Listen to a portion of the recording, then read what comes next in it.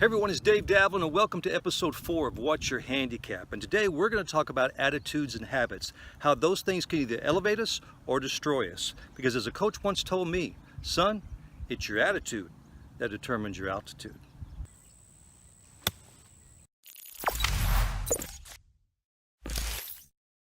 There's a phrase people use sometimes that I just can't stand. In fact, it makes my skin crawl.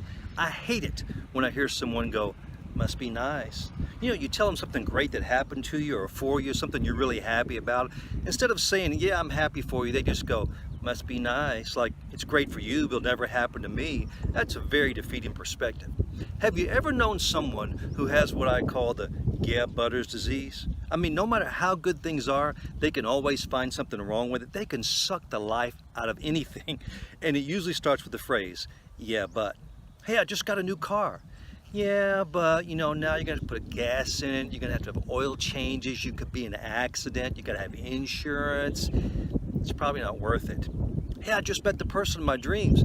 Yeah, but you know, people always put their best foot forward. They're never who you really think they are, and most relationships don't work out. It's probably not worth it. Hey, I just won the lottery. Yeah, but you know, now you gotta pay taxes and all that money. Let me tell you something I learned a long time ago. In life, good or bad, you very rarely get what you deserve. What you get is what you're willing to negotiate and what you're willing to settle for. And sometimes the best things in life are worth waiting for. Sometimes it's better to wait for what you really want than what you want right now. Let's say a very wealthy man came to you one day and he gave you a choice. He said, today I'm going to give you $1 million. You can take it and spend it however you want to. It's your money. You can leave, you can run with it, whatever you want to do, it's your money. Or I'm going to give you a penny. But the only thing with the penny is I'm going to double it over the next month, over the next 31 days. I'm going to double your penny. So you could have the million now, or you could have a penny double over 31 days. Now, if you're like me, your first thought is, man, just hand me the million, I'll be on my way. You won't have to look at me anymore. That sounds like the logical choice, but is it the best choice? If you took the penny instead of the million, on day 1, you'd have 1 cent. Day 2, 2 cents, day 3, 4 cents, on and on. At the end of week 1, you would have in your possession an astounding 64 cents. Aren't you glad you took the million? By the end of week 2, you would have in your possession $81.92. The end of week 3, a little over $10,000. Now that's a lot of money, but it's still far less than $1 million. Here's where it gets interesting. By the end of week 4, day 28, if you took the penny and had it double over time for 28 days, you would have in your possession over $1,300,000. By the end of day 29, $2,600,000. Day 30, $5,200,000. And on day 31, you would have in your possession over $10,400,000.